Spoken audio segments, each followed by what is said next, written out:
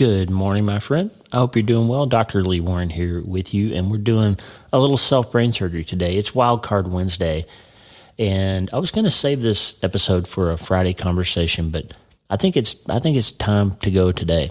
I've said a lot before. If you've read either of my last two books, you know about my long and really incredibly fortunate association with Philip Yancey. Philip, really his books kind of changed they literally changed the arc of my faith life.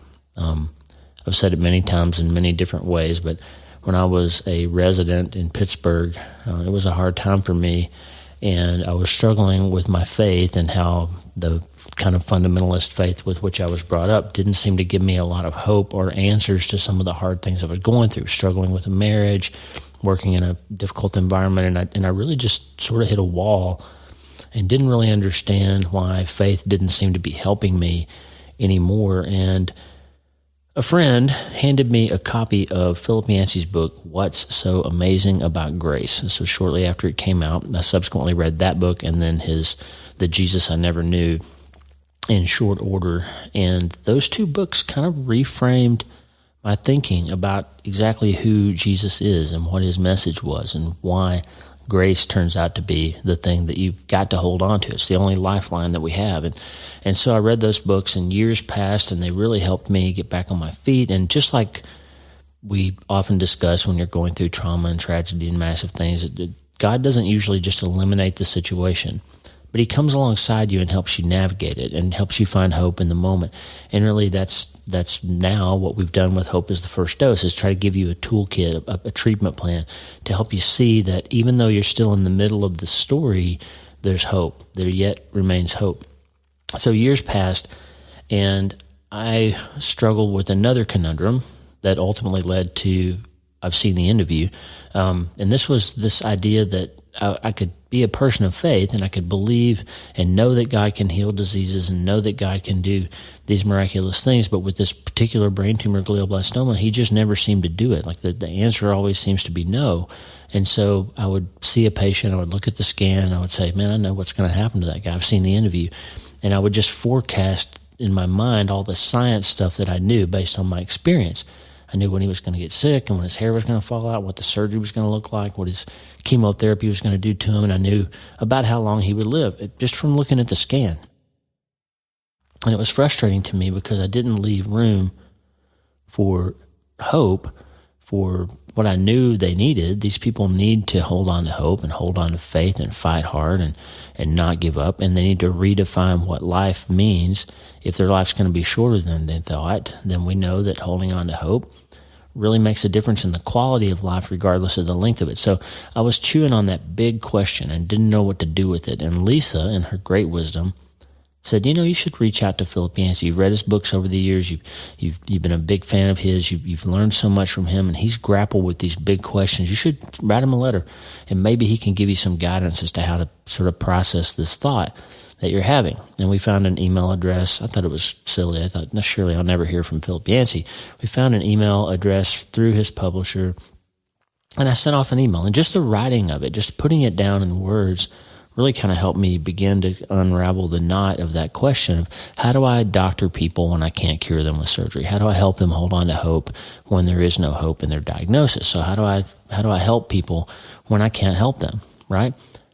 Well, lo and behold, a few months later, we're sitting there and Lisa says, hey, you'll never believe who just sent you an email. And it was Philip Yancey.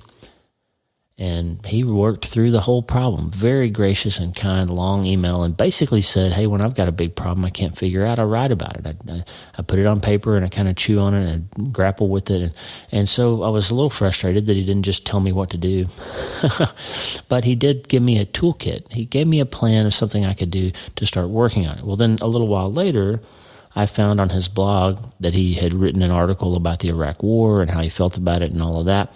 And I just almost as a whim, wrote him another email and said, hey, I'm not going to tell you how to think politically about the war. I'm not even sure how I think about it, but I did write a book about it. I had written, this was 2010, I had written a self-published book called Called Out that you can still find out there on Amazon, but don't please, because if you read it, it's terrible. It was my early beginning as a writer, and I later rewrote that book and really wrote it, and that turned it into No Place to Hide. So if you're going to read a book, read No Place to Hide.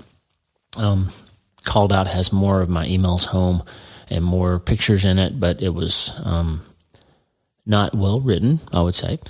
Anyway, I sent Philip Yancey this email and said, hey, if you want to know, kind of what I experienced as part of the Iraq War, I'd love to share my book with you. And he wrote back and said, yeah, I'd be happy to read it. So sent that off to him.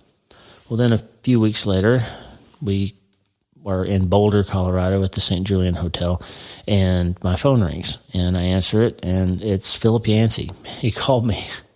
And he said, hey, your story really helped me. I appreciate it. You did a good job. It's a good story. He said, but it feels like you wrote it for your mom and your friends. And I said, well, I did. I just kind of wrote it so my kids and my family would have some record of what I did. And he said, I think this story deserves to be read by a wider audience, but you need to learn how to write. Like, you need to learn how to write for an audience that doesn't know you. And he said, if you want, I'm not telling you what to do, but if you want to have it actually published, then go learn how to write or hire a ghostwriter. And, if you write it again and it's good enough, I'll introduce you to an agent, because you have to have an agent in this business to get in the door with a publisher. And so I was like, okay, fine. So then I spent 2 years learning how to write. We interviewed ghostwriters, and I just couldn't come to grips with the idea of letting somebody else write my story. So we interviewed ghostwriters and decided against that, and I learned how to write. I read every book I could find. I did every kind of research on how to write books, and I wrote. I wrote 2 novels that were terrible, and poor Lisa read every word of all of that, and ultimately hired an editor to help me, Dave Lambert, and we ended up writing, I ended up writing what later became No Place to Hide. Well, I sent it to Philip. He read it a few days later. He said, yep, it's a good start. It's really good. I'm going to go ahead and introduce you to Kathy. And Kathy Helmers, his agent, who is still his agent, became my agent. And she said, I see something in you. I think you could do it. And I want you to keep working at it and keep working with the editor. And when it's ready, we'll sell it to the publisher. Well, we did it again. I rewrote it. I worked with the editor. Dave kind of gave me some coaching, and spent another year. So now we're up to early 2013, and we finally get the manuscript to where Kathy says, it's ready. She put it on the market. Zondervan bought it in 14 days. 5 publishers bid on it, and there it was. And so little did we know that in the year between the time we sold it and the time it came out in 2014, we were going to lose a son and go through all of that. And along the way, I was working on what would later become I've Seen the Interview. So Philip Yancey is wrapped up in this whole story. And then we've become friends over the years. He's been so gracious and kind. And one of the things I love about him is that he's always there for beginning younger writers and podcasters. If you Google his name and say Philip Yancey podcast, you're going to find him on a bunch of big shows. He's been everywhere. He's the guy the White House calls when they have a big problem. They want to talk about somebody who can give them a perspective of faith. He's the guy that shows up at mass shootings and great catastrophic events. People want to talk to Philip Yancey because he helps them see hope. But he also will show up on the tiniest little podcasts, and he writes forwards for people who are unknown authors, like Bem Kuliak, who's been on this show, has a connection with Philip because he helped them write her amazing book. And Caroline Beidler, who's been on this show, Caroline, the Downstairs Church, influenced and heavily assisted by Philip Yancey. He just shows up and helps people and connects with other people who are trying to tell their stories. And he's just an incredible guy because he loves the Lord so much and because he knows the answer to the question of what's so amazing about grace. And it's a long preamble just to say that last week, before I completely lost my voice, I had a chance to sit down once again with the incomparable Philip Yancey to talk about the 25th anniversary re-release of his book, What's So Amazing About Grace, the one that started it all for me, really. And he's rewritten it with some updated language and a new forward, and just an incredible re-release of an incredible and life-changing book. And we had a kind of a short conversation, 30 minutes or so, about what's so amazing about grace. And just as always, it's such a pleasure and a treat to sit down and talk to Philip. He's been dealing with a lot of things. He's had a Parkinson's diagnosis last year, as you heard on this show. In fact, I think this show was where he first talked about that publicly, other than his newsletter. So he's been around a long time. He's been on the show a bunch of times, but every time you get a chance to talk to Philip Yancey, you learn something new about Jesus. And I'm so grateful for his friendship and his mentorship. And I think if you've not read Philip Yancey, start with What's So Amazing About Grace.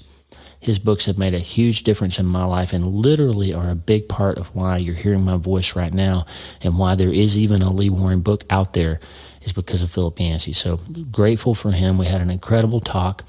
And I just want you to dive in and get to know my friend Philip Yancey. If you already know him, then here's a reintroduction to What's So Amazing About Grace. Because, my friend, you can't change your life until you change your mind. And Philip always helps me do that. And before we get started, I just have one question for you. Hey, are you ready to change your life? If the answer is yes, there's only one rule. You have to change your mind first. And my friend, there's a place where the neuroscience of how your mind works smashes together with faith and everything starts to make sense. Are you ready to change your life? Well, this is the place, Self-Brain Surgery School. I'm Dr. Lee Warren, and this is where we go deep into how we're wired, take control of our thinking, and find real hope. This is where we learn to become healthier, feel better, and be happier. This is where we leave the past behind and transform our minds. This is where we start today. Are you ready? This is your podcast. This is your place. This is your time, my friend. Let's get after it.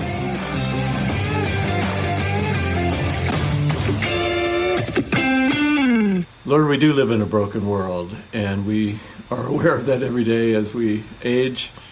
And there are people out there who will be listening to this broadcast who need this message. And I pray that you bring them to us. We don't know how you do that. It's a miracle these days, but we can reach people all over the world just in what we're going to do in the next half hour or so. So I pray that you would calm us, that we would rise above our anxieties currently, especially in Lee's case, battling COVID. That's no good. That's an energy drain, and I pray for a little 30-minute respite here where he doesn't feel that energy drain, but feels like he's standing in front of thousands of people, which he will be in this podcast. So thank you that you're with us, that we have a good news message to share, and may it come across that way. In your name, amen. Amen. Thank you. Well, friend, we're back, and I am so excited to be reintroducing you to an old friend of mine and no stranger to the podcast. We've got Philip Yancey with us. Welcome to the show, Philip. Thank you, Lee. Great to be back. You know, you might be the most frequent recurring guest on my show. You're pretty close, if not. Well, the older I get, the more panicked I get about getting all the books I've ever had in mind out there. So the last few years, I've been just cranking them out one by one.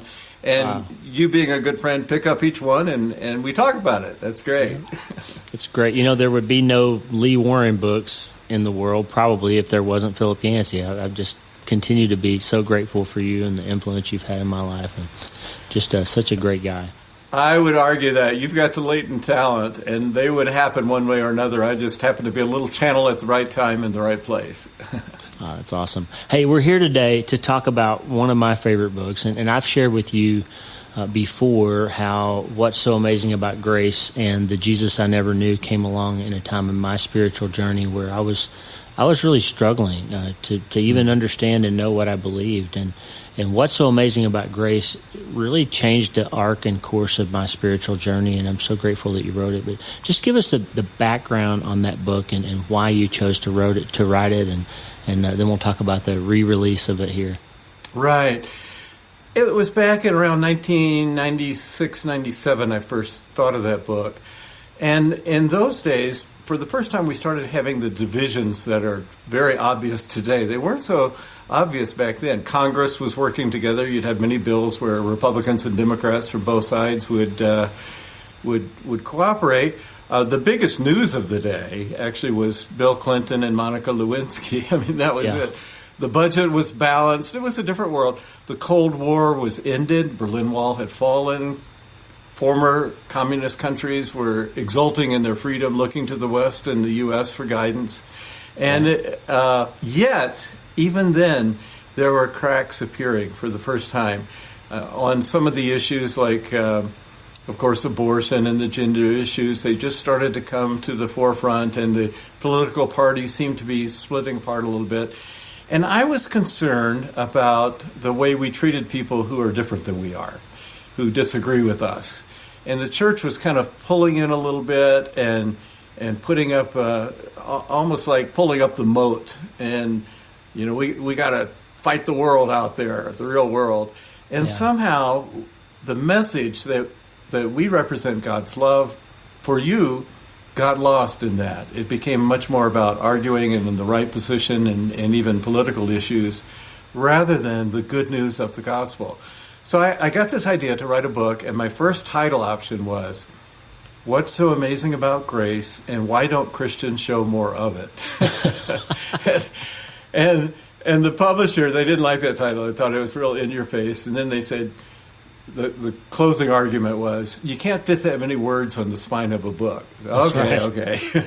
So they shortened it to What's So Amazing About Grace. And I thought I was going to be writing about politics and divisions. And when I got into the word grace, I started writing about God's grace. It's a theological book, retelling Jesus' parables and things like that, with some applications.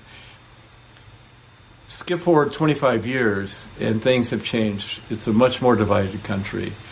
Christians are considered a hostile force by many people in our society. That was not true 25 years ago.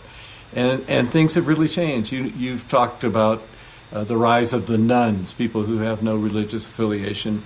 Yeah. So I felt it was time to go back and do a complete revision of that book and update it in modern terms.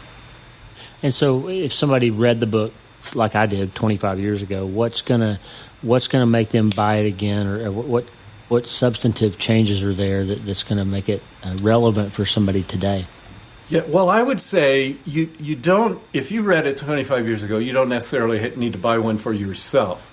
But you might think about buying one for your nephew or your niece or your daughter or your son.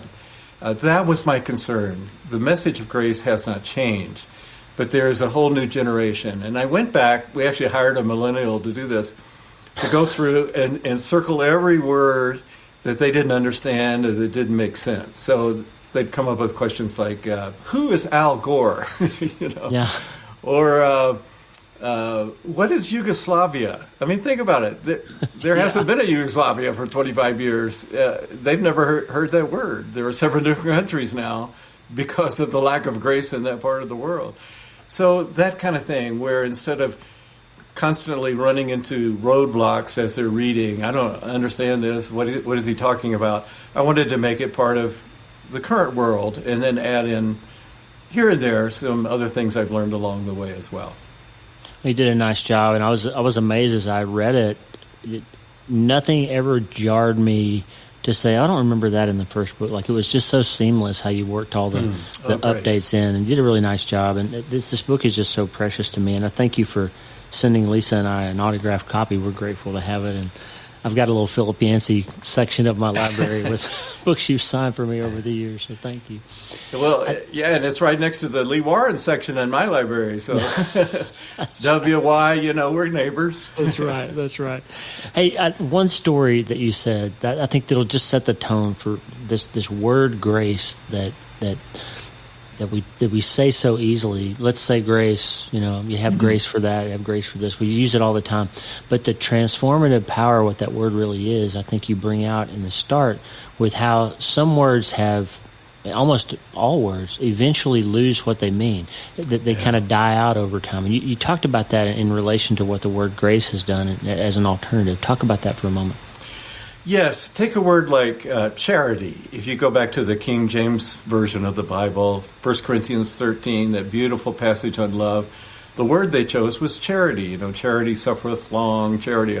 It used to be read at weddings, and now it still is, but usually in a modern version.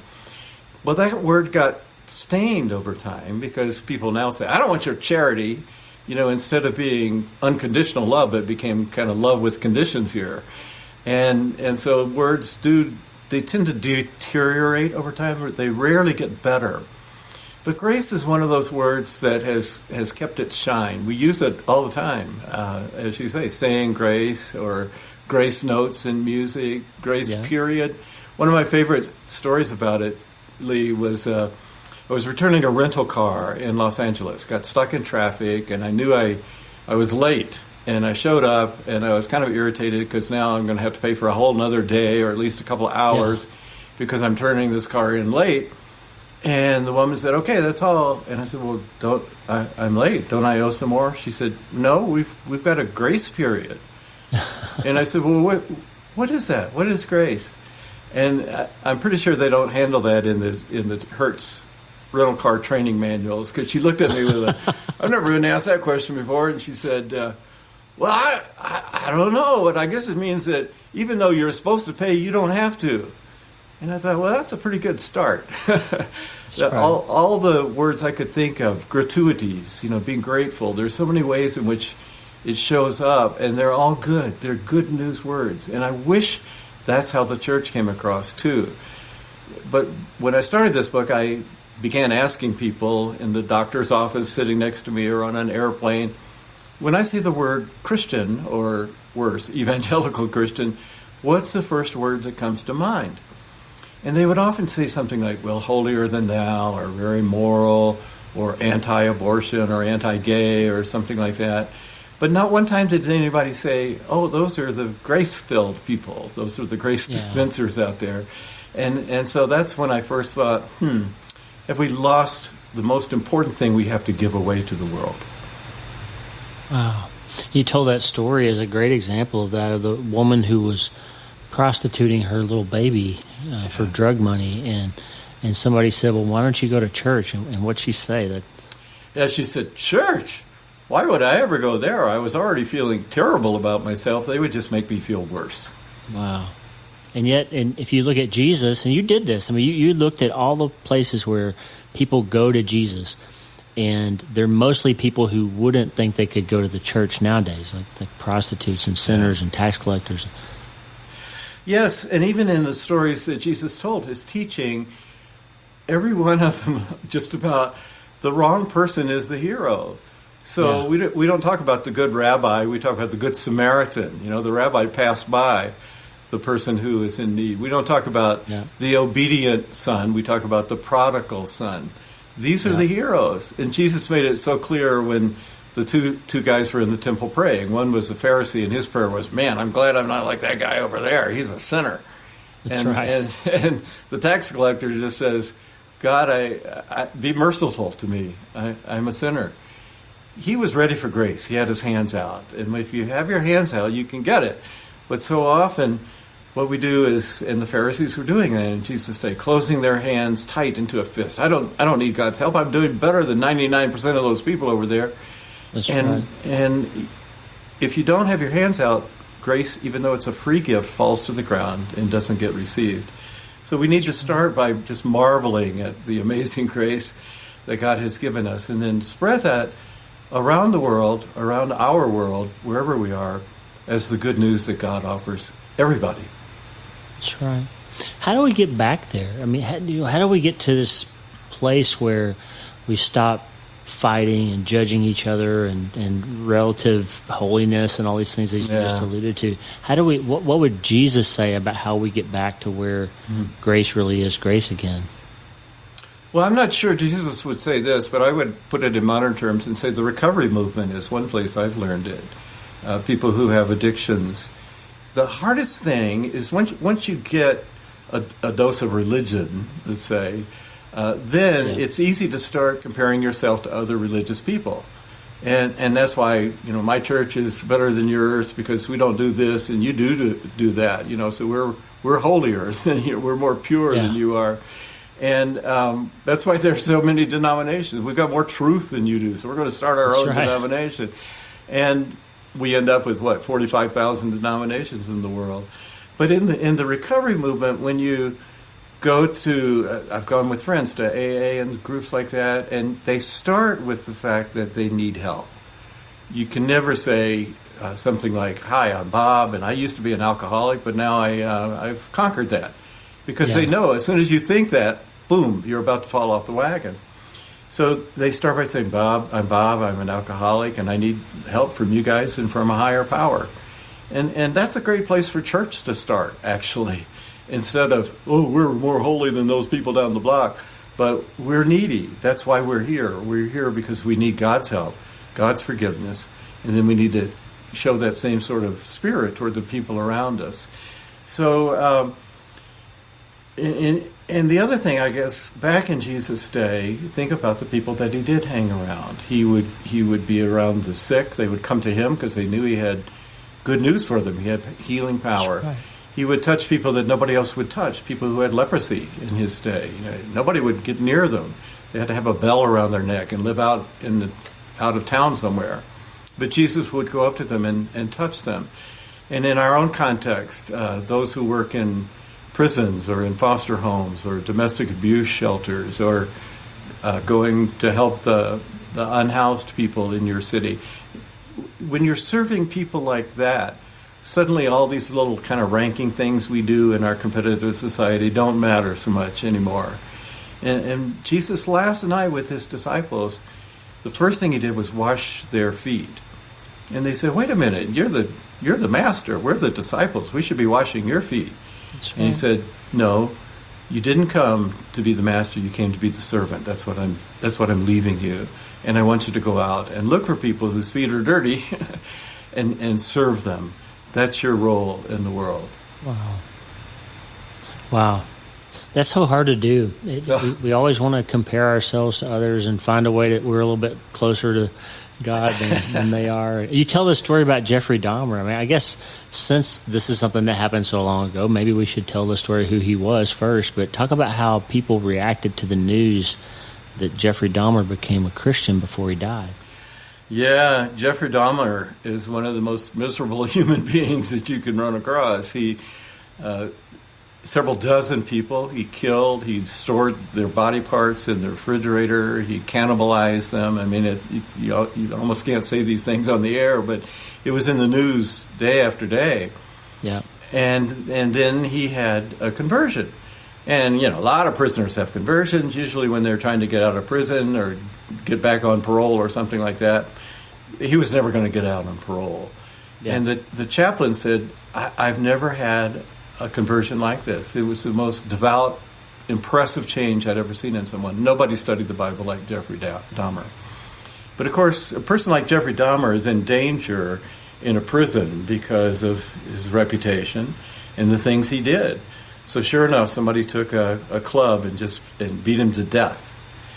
And the chaplain said, I know where he is now. I baptized him in the pool in the prison. And yet when he said that, he got all this hate mail. Yeah, right. You think somebody like Jeffrey Dahmer can be forgiven? No way. And even in writing about it, I got a lot of those letters as well. Yeah.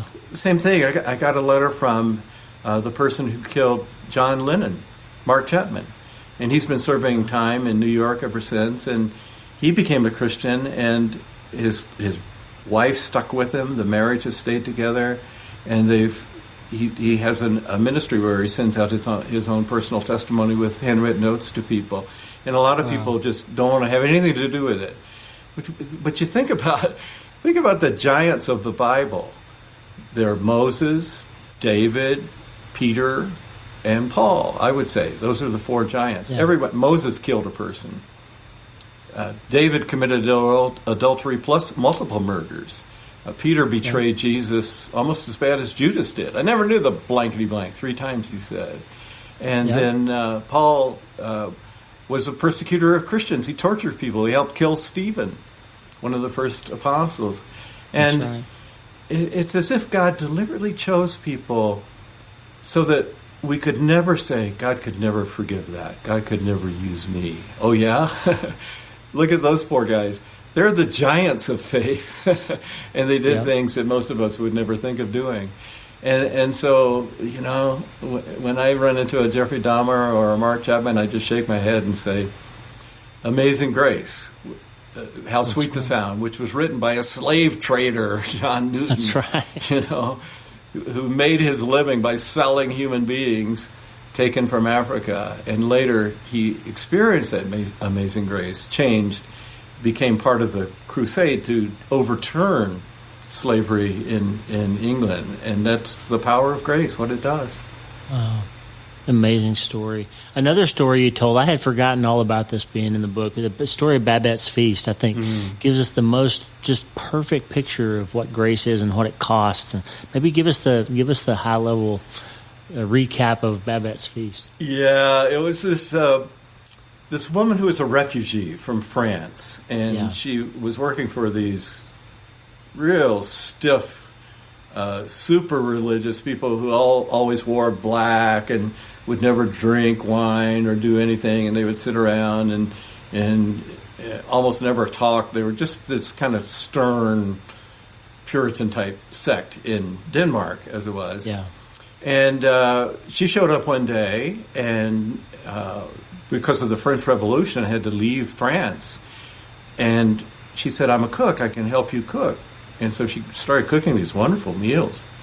And then she came in one day and said, some very good news. I have a friend who stayed in France, and every year she uses my money to enter the French lottery. And this year I won the French lottery.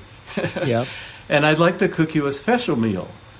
Well, these people were rather appalled to see what was happening. Boats would show up, and crayfish and lobsters and steak and all these exotic foods would be unloaded, and they're used to eating bread and dipped in ale. That was all they would ever eat. And so Babette created this wonderful feast, and there was an old cavalry officer there who knew exactly what he was eating all the way through. The rest of the people were kind of suspicious. What is this stuff? And she was serving champagne, and he knew exactly what Veuve Clicquot, what year that champagne was, just from the taste. And he was celebrating, having a great time at Babette's Feast. And finally they loosened up a little bit and kind of walked through the town. It was a beautiful night with snow falling and the moon shining. And at the end they said, "Well, I guess you'll be leaving us now, Babette, now that you've won all this money." And she said, No, I don't have any more money. "But you won the French lottery." "Yes, and I spent it all on this dinner for you." Wow. As thanks for the way you've employed me over the years. And, it's just a symbol of God's grace. And Jesus would talk about the feasts awaiting us, And isn't it sad that some Christians spend so much energy just trying to keep from having fun so that they could preserve themselves for the next life? And Babette's Feast shows another kind. And Jesus told the story. The feast is there. And if the uptight religious people don't want to go out into the highways and byways and bring in the disabled, bring in the poor, God's grace is abounding and boundless. So come and enjoy the feast. Wow. Such a beautiful story and beautifully told. Now, Philip, what if you had to make a sentence to say what actually is so amazing about grace in 2023? If you had the elevator pitch for why people should need or want grace, what would you say? I guess I would say grace means that there's nothing you can do to get God love you more. There's nothing you can do to get God love you less. A lot of people do both of those. They try to be more spiritual to get God to love them more, or they feel like they've done something wrong, so God will love them less. And the message of grace is God's love is out there. It's just a constant flow, a constant stream. An infinite God already loves you as much as God possibly can. So believe that, accept it, let it change you, and take that message to the rest of the world. Wow, that's beautiful. Of all the books that you've written, Philip, which one, like if you could just say, this is the one I'm the most proud of, what would it be? Well, this is the one that has sold the most, I would say. And that was a real surprise to me. In fact, I tell the story in this new version. When I sent it off, I thought, well, that's the worst. That's the last book I write for a Christian audience. It's going to get me in trouble. I got a whole chapter in there on Bill Clinton. I got a chapter on my gay friend Mel White, just struggling with some of those issues, and they're going to blackball me from Christian bookstores. And no, what I found was that we have an innate thirst for grace. It's like we've got a grace shaped hole in our hearts that only God's living water can fill. And so if indeed I did kind of sound that tone again, hit that note again of what we have to offer, of what kind of aroma we should be giving out in the world, then I can't think of anything that I feel better about. Wow. Friend, you got to get a copy of What's So Amazing About Grace if you haven't read it. If you have read it, I would suggest exactly what Philip said. Well, I'm just so grateful that I've had the relationship with you that I've had over the years, Philip, and so sort of proud to continue to see the work that you're doing and leading us all into asking the big questions and seeking the real answers, and just really grateful for you and for the time that you've taken to be with us today, Philip. And what's next? I know you got to be writing something now, so what's next for you? Yeah, well, I'm writing a book about the Russia-Ukraine situation, which isn't all that different from Middle East, is it? Of course you are. Yeah, and it's called What Went Wrong? Russia's Lost Opportunity in the Path to Ukraine. Because there was a period when Russia was wide open, they were welcoming missionaries, the whole society was changing, and then when Vladimir Putin came along, they kind of did a U-turn and went in a very different direction. And we're seeing that lived out very tragically. Of course, it's huge. It was huge news for the last couple of years, but now it's kind of slipped off the front page, being replaced by another ungrace situation in the Middle East. So we dare not forget the people who are still suffering through that conflict as well. Wow. Philip Yancey, it's always a pleasure, my friend. Say hello to your beautiful wife for me. I sure will. You too, Lee. Thank you, brother. God bless you. God bless you. What a great conversation with Philip Yancey. It's always such an honor and a pleasure to get to talk to him. And I pray that you'll get his book, What's So Amazing About Grace. If you haven't read a Philip Yancey book, start with that one. His books have made an unbelievable impact in my life and probably 100 million other people's lives out there. And it'll make a difference for you too, friend.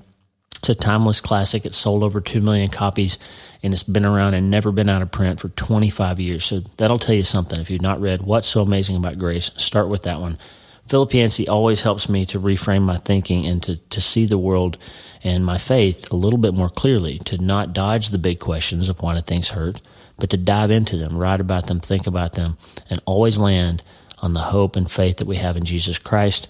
I can't encourage you highly enough to check out Philip's new release of What's So Amazing About Grace. And if you have read it, read it again, give a copy to a friend, and just hang in there and learn more from our dear friend Philip Yancey. It's such a pleasure to have him as a recurring guest on the show, and I pray it was a blessing to you today on this Wild Card Wednesday.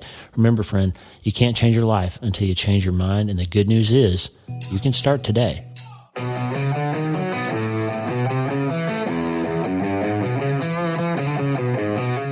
Hey, thanks for listening. The Dr. Lee Warren podcast is brought to you by my brand new book, Hope is the First Dose. It's a treatment plan for recovering from trauma, tragedy, and other massive things. It's available everywhere books are sold, and I narrated the audiobooks. Hey, the theme music for the show is Get Up by my friend Tommy Walker, available for free at TommyWalkerMinistries.org.